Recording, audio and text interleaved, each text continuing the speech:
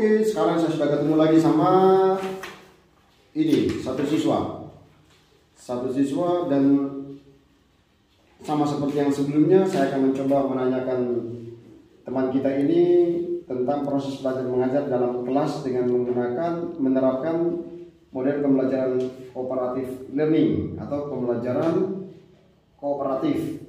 Nah, intinya itu orang belajar dalam kelompok. Nah, saya jelaskan sedikit supaya kamu bisa tahu ya. Dalam model pembelajaran kooperatif learning itu ada 4 yang saya pilih. Yang pertama itu namanya,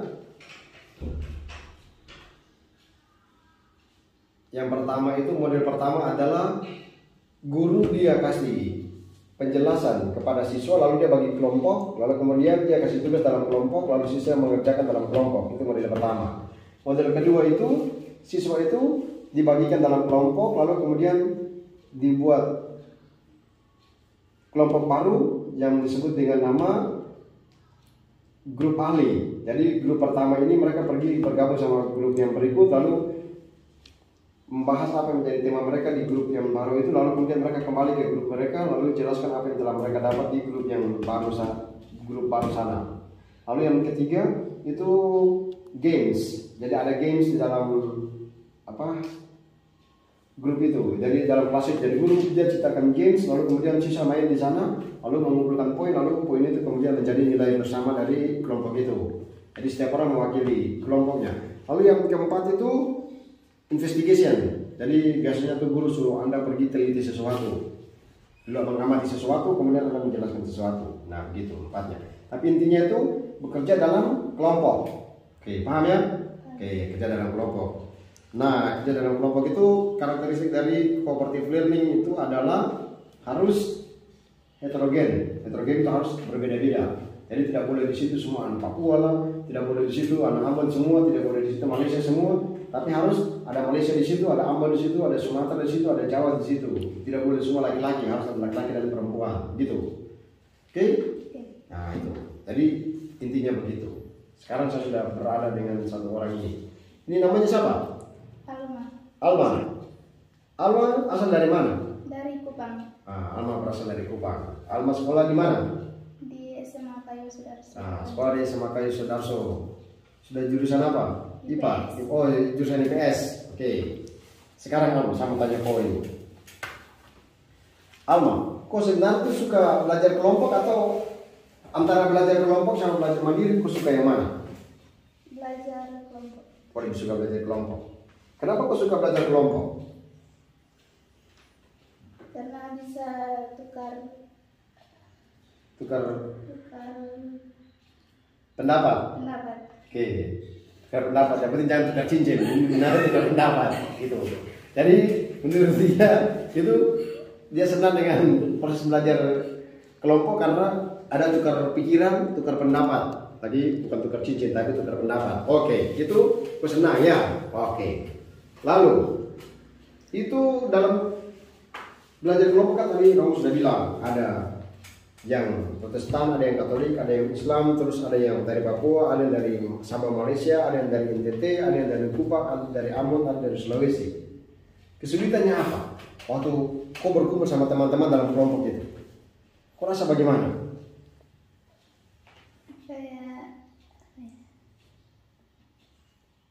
Bahasanya itu beda-beda, jadi susah dipahami. Oh, jadi bahasanya beda-beda. Ya. Berarti kalau ada siswa dia jelaskan sesuatu, misalnya anak dari Sabah dia jelaskan sesuatu, kau paham tidak? Sedikit paham. Dipahamkan. Tapi kadang juga tidak. Ya. Oh, jadi masih menemukan kasus yang sama bahwa si Alma ini dia menemukan bahwa kesulitan dalam belajar kelompok adalah anak-anak berasal dari berbagai daerah sehingga berbicara dalam dialeknya mereka sehingga dia merasa sulit untuk memahaminya. Bagaimana caranya untuk kau bisa paham mengatasi kesulitan ini? Kau bilang dong seperti apa supaya kau bisa paham? Apakah kau tegur dia atau kau bilang dia bicara bahasa Indonesia atau bagaimana? Tegur untuk menggunakan bahasa Indonesia. Oh, jadi harus pakai bahasa Indonesia ya. Menurut Alma, belajar kelompok itu dia membantu kau tidak? Membantu. Merasa terbantu. Misalnya, kok rasa terbantu karena apa? Karena kalau ada pelajaran yang kesulitan, teman kan bisa membantu. Oke, ada teman yang bantu, iya.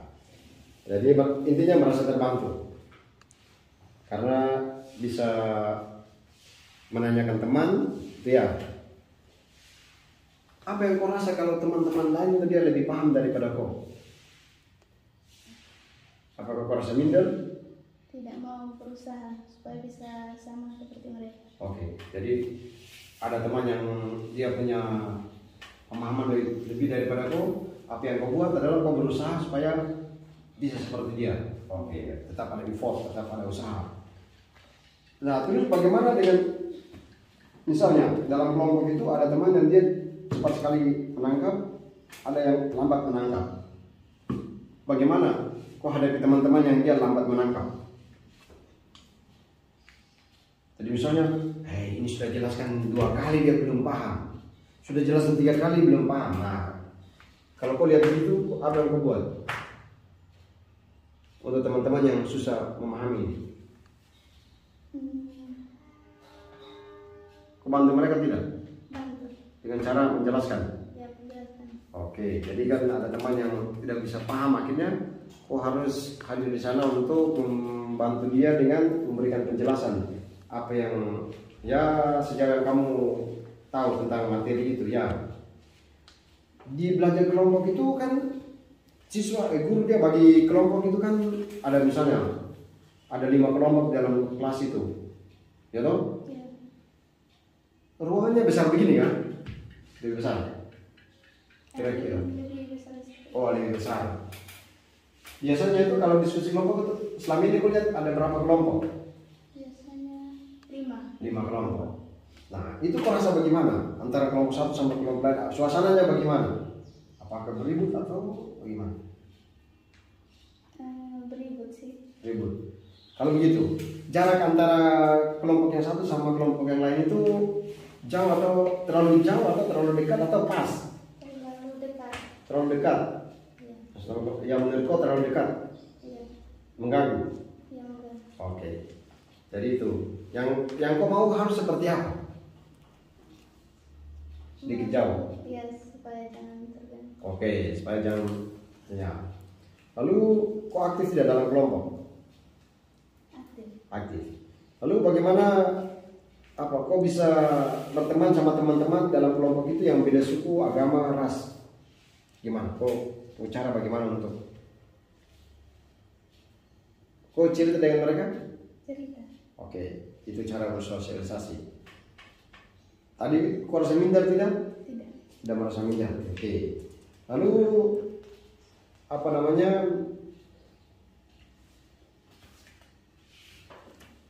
Cara kau berkomunikasi dengan teman-teman itu pakai bahasa apa? Bahasa Indonesia. Indonesia. Kau dekat dengan teman-teman? Dekat. Oke. Bagaimana kau bisa sampai kau pendapat sama teman-teman? Kau pernah ini tidak? Presentasi depan kelas tidak? Pernah. Pernah. Kau rasa bagaimana? Waktu kau presentasi depan kelas itu kau rasa bagaimana? Grogi. Grogi. Tapi kau tetap presentasi. Ya. Setelah kau presentasi kau rasa bagaimana? Lega. Lega, senang. Senang. Oke. Kau rasa terbantu tidak? Terbantu. Terbantu. Karena sudah bisa tampil di depan umum. Percaya diri tidak? Percaya diri. Oke. Jadi itu nilai-nilai yang dapat dari belajar kelompok karena bisa percaya diri, bisa menyampaikan pendapat di depan umum. Ya begitu ya. Lalu apa yang kau buat kalau kau belum paham materinya? Misalnya kan dalam kelompok begini ada 5 orang, terus digilir ke bagian. Misalnya dalam kelompok kan dibagi tuh, kau 1, yang ini 2, yang ini 3, ini bagian 4, ini bagian 5. Nah pas di bagian kau misalnya kau bagian kedua, kau tidak mengerti, apa yang kau buat? Tanya ke teman. Tanya kepada teman. Oke, yang minta bantuan kepada temannya supaya dia berikan penjelasan. Lalu apa yang kau dapat dari belajar kelompok itu? Ya, Dalam kelompok ada kerjasama tidak? ada.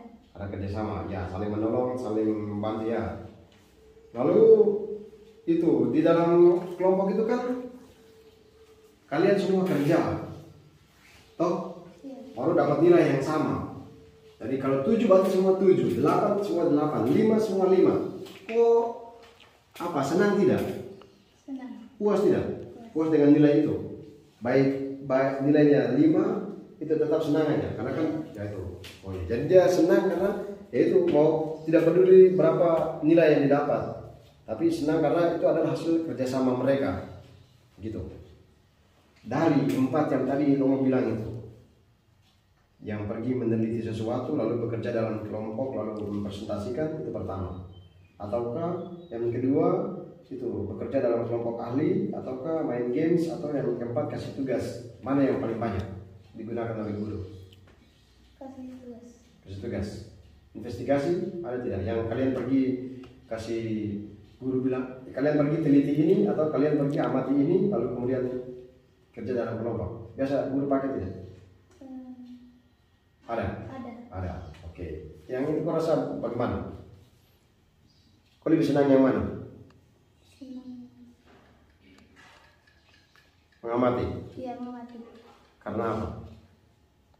Karena bisa paham, misalnya lihat langsung gitu. Oh iya, karena dia tadi siswa ini dia lebih senang menerapkan model pembelajaran cooperative learning dengan metode group investigation, karena menurut dia pergi dan melihat langsung, mengamati langsung objeknya sehingga bisa memahami langsung lalu kemudian memberikan penjelasan. Nah itu. Nah jadi si Alma ini dia memberikan jawaban tentang bagaimana pendapatnya mengenai cooperative learning. Yang paling dia sukai adalah group investigation karena tadi memahami sesuatu ketika melihat langsung lalu kemudian menjelaskan. Nah dia merasa terbantu dengan pembelajaran kelompok cooperative learning karena meningkatkan kemampuan akademiknya, ya toh? Pernah nilai berapa yang paling tinggi yang kamu dapat tadi belajar dari kerja kelompok itu? Nilai berapa yang paling tinggi? Guru pernah kasih nilai kelompok itu nilai berapa? Oh, itu 85. 85 itu nilai paling tinggi 85. Nah itu meningkatkan akademik ya. Nah jadi setelah belajar kelompok rasa kok dapat nilai bagus tidak? Nah jadi mereka mengatakan dengan belajar kelompok dapat meningkatkan akademik mereka, dapat nilai yang bagus. Nah selain itu juga ada pengetahuan dari teman-teman, sering tukar pikiran, tukar informasi. Nah itu sehingga membantu mereka bisa dalam meningkatkan kemampuan bersosialisasi, tapi juga kemampuan sosial, tapi juga kemampuan akademik. Jadi bersosialisasi dengan teman-teman dari berbagai macam suku, bahasa dan lain-lain, tapi juga meningkatkan akademik karena bisa belajar dari teman yang lain, bisa bertanya kepada teman yang lain, bisa memberikan masukan, bisa mengajarkan teman yang lain. Nah itu yang mereka dapatkan. Nah, lalu nilai saling menghargai karena ada perbedaan pendapat. Nah itu. Nah lalu ya mereka merasa terbantu dengan cooperative learning karena disitulah orang bekerja sama seorang terhadap yang lain untuk mencapai tujuan bersama, dan itulah sasaran dari cooperative learning, bekerja bersama-sama dalam kelompok untuk satu tujuan. Dan merasa terbantu karena ada kepercayaan diri ketika tampil di depan kelas untuk mempresentasikan sesuatu. Nah, jadi ketika dia mempresentasikan sesuatu, nah disitulah muncul kepercayaan diri. Tapi juga ada sebuah ya dalam tanda kutip paksaan dari dalam dirinya bahwa saya harus melakukan karena itu adalah tugas dan tanggung jawab saya. Karena di dalam proses belajar mengajar cooperative learning itu kan setiap orang diberikan tugas masing-masing. Setiap anggota kelompok mendapatkan tugas masing-masing. Sehingga ada tanggung jawab secara personal dari setiap orang untuk menjelaskan apa yang menjadi bagiannya. Maka mau tidak mau dia harus menjelaskan. Nah, di situ muncul kepercayaan diri. Nah, itulah kemudian membantu mereka untuk meningkatkan kemampuan berkomunikasi tapi juga kemampuan bersosialisasi. Nah, lalu mereka merasa puas dengan nilai yang diberikan oleh guru. Nah, itulah hal-hal penting yang didapatkan dari si Alma, bagaimana menerapkan model pembelajaran kooperatif di dalam kelas. Sekali lagi terima kasih kepada Alma, Tuhan memberkati. Amin.